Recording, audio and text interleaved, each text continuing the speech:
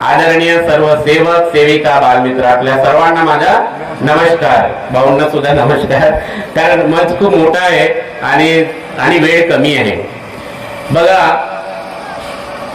ये जो मार्ग है मानव धर्म, मरने का वचन हम सबने दिया है. ये जो यात्रा है मैं से शुरू हुई थी और अंतिम समय में इसको परमात्मा में विलीन करना है. बस इतना ही उद्देश्य है इस मार्ग का. ये मैं से शुरू हुई यात्रा परिवार के एक चूल्हे पे खाना बनाने वाले, चाहे वो मार्गदर्शक हो, संचालक हो, सेवक हो, इस मार्ग की प्रत्येक नर नारी, इन्होंने, हम सब ने, आपने और मुझे, हमने सब ने एक ही वचन दिया है, वो मैं को मारने का. और ये यात्रा चालू हुई. और इस प्रकार से कोई यहाँ पे 10 साल का होगा, कोई 15 साल का होगा, कोई 45 साल का होगा, 50 साल का होगा. अलग अलग साल हुए हमारे, और हमारा वो जन्म है पहले दिन का. और हम सब उसी परमात्मा के तरफ जाने के लिए, लोग जिसे मृत्यु कहते हैं, लोग जिसे मृत्यु कहते हैं, कैलेंडर बदलते, आज नया साल है. और ये नया साल में अगर बाबा ने हमें अगर कुछ बताया है, तो बाबा जुमदेव जी ने जो नया साल पे हम जो बात बोलते हो, बात बाबा ने की रिवोल्यूशन की. यहाँ बदलाव की या संकल्प की बात नहीं होती, या रिवोल्यूशन की बात होती. रिवोल्यूशन का मतलब होता है क्रांति, थॉट रिवोल्यूशन. यहाँ कोई शराब पीकर ये नहीं बोलता, संकल्प नहीं करता कि मैं इस मार्ग में जाऊंगा तो 8 दिन के बाद शराब छोड़ूंगा. ऐसा बोलता है क्या? नहीं. क्या बोलता है? शराब छोड़ के आना पड़ता है. वो अपनी घर की पूरी साफ सफाई करके आता है. इसी को रिवोल्यूशन बोलते हैं, इसी को क्रांति बोलते हैं. ये बहुत बड़ी क्रांति है और यही क्रांति हमें समझना है, यही समझना है. और इसलिए सुबह की विनती की शुरुआत होती है पुराने विचार और पुरानी पूजा बंद करके हम एक ही भगवान को मानेंगे, जिस भगवान को बाबा ने पूरे ब्रह्मांड में एक आंख देखा और एक आंख में पूरा ब्रह्मांड देखा. और उस जागृत कृपा को, उस जागृत कृपा का संबंध बनाने के लिए बाबा ने सुबह की विनती दिया कि जहां मैं रहेगा अहंकार रहेगा और भगवान नहीं रहेगा, और जहां भगवान रहेगा और मैं नहीं रहेगा. और ये मैं और अहंकार, अरे मैं और भगवान, ये दोनों मैं यानी शैतान, और ये अपार दैवी चैतन्य में शक्ति, जिसे गंगाराम जी रंभाट शैतान कहते थे, बाबा कहते हैं ये मूर्ख सेवक शैतान कहते हो. शैतान नहीं, भगवान है, लेकिन वो विचारों पे चलती है. ये विचारों पे चलती है. पल में विचार बदले तो पल में भगवान, और पल में विचार बदले तो पल में शैतान. इसलिए रोज यही विनती बोलना पड़ता है, क्योंकि बाबा कहते थे कि मैंने ये भगवान का नाम बताया.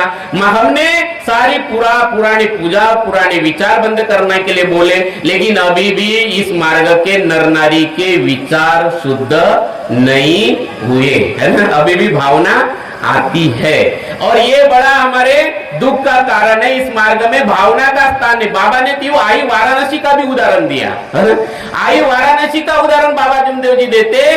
बोलते बोलते बाबा बोल रहे कि हमारे पीछे के लोग, ये पीछे के लोग बाद में जाने वाले थे, लेकिन कोई भावना आई. कैसी भावना आई? तो जब बाबा जुमदेव जी को उनका जीवन समाप्त होने वाला ऐसी अनुभूति हुई, तो मार्गदर्शन करते करते बाबा रोने लगे कि हम ये दुनिया संसार छोड़कर जा रहे हैं. बोले तो सेवकों को चिंता पड़ी. आई ने सुना और सेवकों को चिंता पड़ी, और बाबा सेवकों को लगता था कि बाबा का और मार्गदर्शन मिलना चाहिए. इसलिए सेवकों ने मंडल में ये बैठक बुलाई.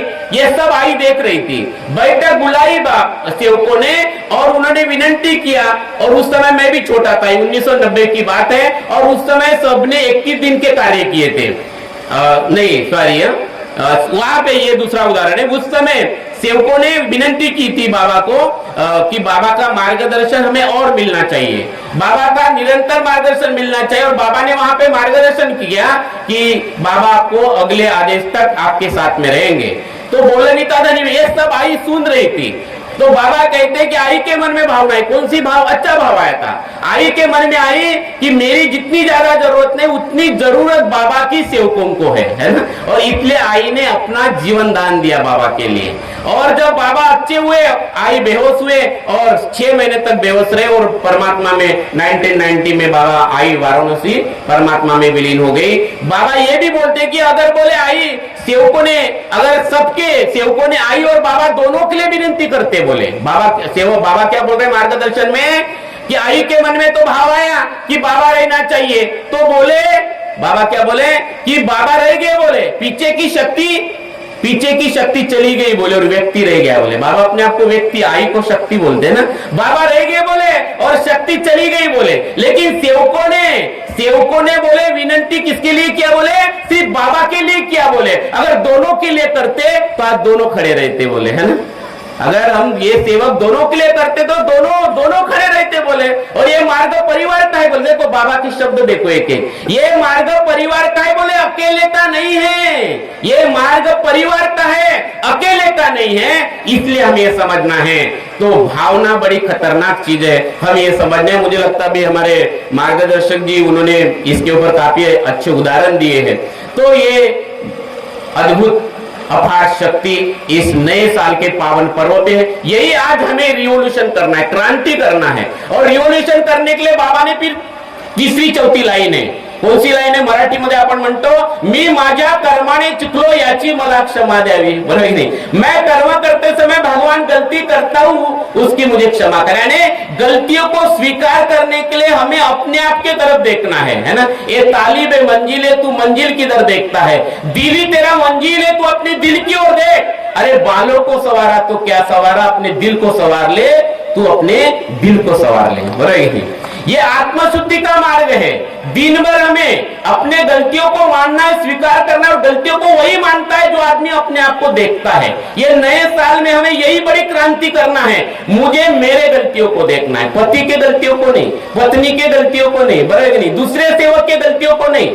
हमें हमारा इतिहास हमें मालूम ही नहीं ना। मुझे मेरी गलतियां मालूम नहीं, लेकिन बाजू वाले सेवक की 10 गलतियां मालूम रहती मेरे को। इसने ये किया, उसने वो किया, उसने वो किया, बराबर नहीं। मुझे मेरी गलतियां याद रखना है ताकि मैं अपने गलतियों को स्वीकार करूं। क्योंकि मरने का मार्ग है, तब मैं मिटेगा, तब मैं मिटेगा। और जो पहले दिन वचन दिया वो सिद्ध होगा। परमात्मा के सामने सिद्ध करना है, किसी और के सामने नहीं, बाबा के सामने सिद्ध करना है। क्योंकि बाबा के आत्मा का टच हर सेवक के आत्मा से है। और इसलिए आज इस नए पावन पर्व पर अगर आपको कोई रिवॉल्यूशन करना है, कोई क्रांति करना है, मैं तो नहीं बोलता खर्रा छोड़ना तो छोड़ दीजिए, कोई और संकल्प करने की जरूरत नहीं। बस अपने आप को देखो कि मुझ में क्या कमी है, बराबर नहीं। जितना हम देखेंगे हम स्वीकार करेंगे। क्योंकि बाबा ने कहा कि आकार है, आकार में विकार है, विकार नष्ट हो गया तो भगवान है। तो ये विकारों को हमें देखना है। मेरे विकारों को आप कितना भी देखें तो क्रांति नहीं होगी। आपके विकारों को आपको देखना है, मेरे विकारों को मुझे देखना है। सास को अपने तरफ देखना है, बहू को अपने तरफ देखना है, पति को अपने तरफ देखना है, पत्नी को अपने तरफ देखना है। सबको अपने अपने तरफ देखना है, तब ये मई की यात्रा परमात्मा में विलीन होगी। क्योंकि बाबा ने हमें हम नहीं सिखाया, क्या सिखाया? मी माझ्या कर्माने चुकलो, बरोबर नहीं। मी जुने विचार बंद करेल। ये हर एक की जवाबदारी है। परिवार के जितने भी लोग हैं, ये सबकी जवाबदारी है कि वो अपने मई के ऊपर काम करें। और यही नए साल में हमें आज ये सीखना है, ये समझना है। नहीं तो मेरी शुभकामनाएं से कोई चमत्कार नहीं होगा। होगा क्या? एक नेता बाबा के पास आया, बाबा बोले मुझे आशीर्वाद दे दो, बोले ना। अरे बोले इसको 50 पैसे से आशीर्वाद खरीद के लाओ, बोले। बाबा ने किसी को आशीर्वाद नहीं दिया, लेकिन बाबा ने बोला कि आपका भगवान आपके पास है, आप आपके जीवन के भाग्य विधाता आप खुद हो। तो ये अध्यात्म और विज्ञान, ये दोनों का मिलन है। ये मानव धर्म उसी का नाम है, हमें समझना है। तो ये मानव धर्म, मानव मंदिर सजाना है। ये मानव मंदिर सजाना यही ध्येय है। और भवन में लिखा है, जो लोग स्टेज पे बैठते जहां बाबा की फोटो रखी है वहां लिखा है ध्येय मानव मंदिर सजाना, है ना। मानव मंदिर सजाना है तो यही क्रांति हमें करना है कि आज जो हो मैं कल नहीं। मनुष्य बनना ये आज के इस पावन दिन पर हमें संकल्प करना है। सबको बनना है, निरंतर बनना है, अंतिम समय तक बनना है। इसलिए रोज मुझे अपने आप को देखना है। और तब कई भगवान हमारे शब्दों के ऊपर काम करेगा। हमारी दृष्टि तो बदलना कैसे है? तो बाबा ने 4 तत्व दिए हैं। बाबा ने 4 तत्व दिए कि हमारी दृष्टि परमात्मा के ऊपर हो, है ना। जबै नाम हृदय धरो भयो पाप को नाश, जैसे चिन्ह आग की पड़े पुरानी घास। जब शब्द में ताकती आएगी तो भक्ति में मजा आएगा। भक्ति करने में मजा तब आएगा जिसकी दृष्टि परमात्मा के ऊपर हो। तो भक्ति तब साधेंगी जब शक्ति में दृष्टि है, हमारी दृष्टि शक्ति के तरफ है। तो ये 3 शब्द है, ये भक्ति, सत्य, मर्यादा और प्रेम। सत्य, मर्यादा, प्रेम, इसकी तुलना बाबा ने वामन अवतार के 3 कदम से किया। वामन अवतार के 3 कदम से किया। शब्द छोटे है बोले, सत्य 2.5 है ना, सत्य मर्यादा प्रेम, 2.5 अक्षर प्रेम का बोले तो सत्य मर्यादा प्रेम, ये वामन अवतार जो हुआ उसके 3 कदम से बाबा ने इसकी तुलना किया। तो आप समझ सकते कि बाबा ने हमें कौन सा खजाना दिया, पूरा अमृत निकाल के हमारे हाथ में दिया है, और इसलिए हमें हमारे हृदय की ओर लौटना है। आज इस नए शुभ पावन पर्व पर हमें कहीं और नहीं जाना है, थोड़ा हमें हमारे हृदय के ऊपर जाना है, हृदय को मालिक बनाना है और दिमाग को अपना नौकर बनाना है। हम दिमाग को मालिक बनाते हैं और हृदय खाली का खाली रह जाता है, बरोबर कि नहीं ना? बड़े ज्ञानी लोग हैं और फिर हृदय में अटैक आ जाता है। कई रात को हमारे नागपुर में पाकपोड़े डॉक्टर, बहुत अच्छे डॉक्टर है, उनको हार्ट अटैक आ गया है ना, न धन बता पाया न कुछ, लेकिन अच्छे डॉक्टर आज हमारे बीच में से निकल गए। कहने का मतलब यह है कि हमारा हृदय विशाल हो जाए, हृदय को मालिक बनाना है और दिमाग को नतमस्तक रखना है, क्योंकि दिमाग तब फेल होगा।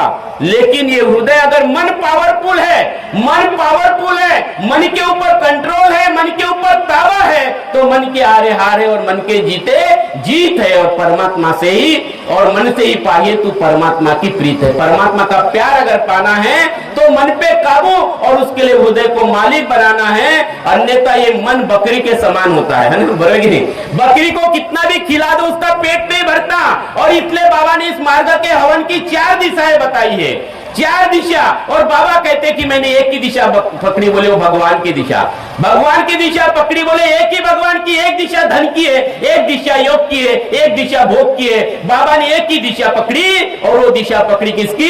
भगवान की पकड़ी, क्योंकि बाकी सारी दिशा कितनी भी इच्छा करो मन भरता नहीं। जैसे बकरी, एक राजा के पास एक बकरी थी, उसको इतना खिलाता था, इतना खिलाता था, बकरी का पेट नहीं भरता था। उसने अपने पूरे राज्य में बताया कि जो इस बकरी का पेट भर के देगा बोले हम उसको इनाम देंगे, बोले सबसे ज्यादा इनाम।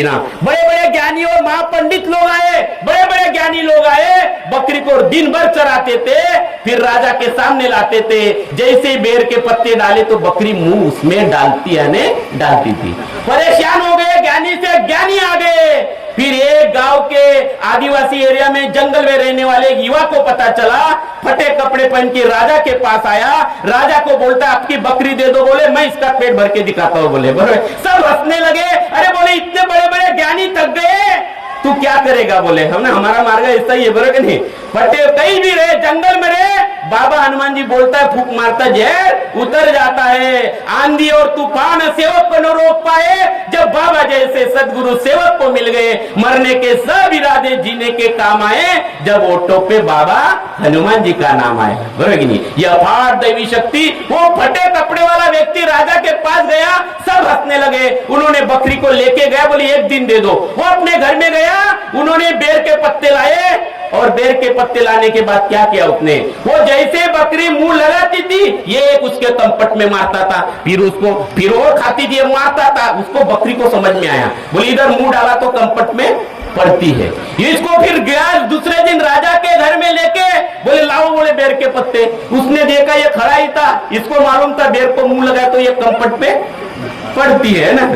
तो ऐसा ये हमारा मन है, और इसलिए बार बार बैठक में जाना है। मुझे भी जाना है, आपको भी जाना है, क्योंकि ये भोग भोग कर आया है, भोग भोग कर आया है। ये मन कब वासना में जाएगा, कब भोग में फंसेगा, भरोसा नहीं है। मरने का वचन देने के बाद भी सेवक संडास में जाके शराब पीता है, मन कैसा भोगी है, बराबर कि नहीं? और इसलिए मेरे प्यारे सभी सेवक भाइयों, ये नए पावन पर्व पे ये मन को योगी बनाना है, और ये मन जब परमात्मा में लग जाएगा तो योगी रोगी योगी बन जाएगा, भोगी योगी बन जाएगा, व्यसनी व्यसन मुक्त हो जाएगा, भावना से मुक्त होकर वो बाबा का सेवक बनेगा। इतना ही बोलकर मैं अपने वाणी को विराम देता हूँ। धन्यवाद, नमस्कार।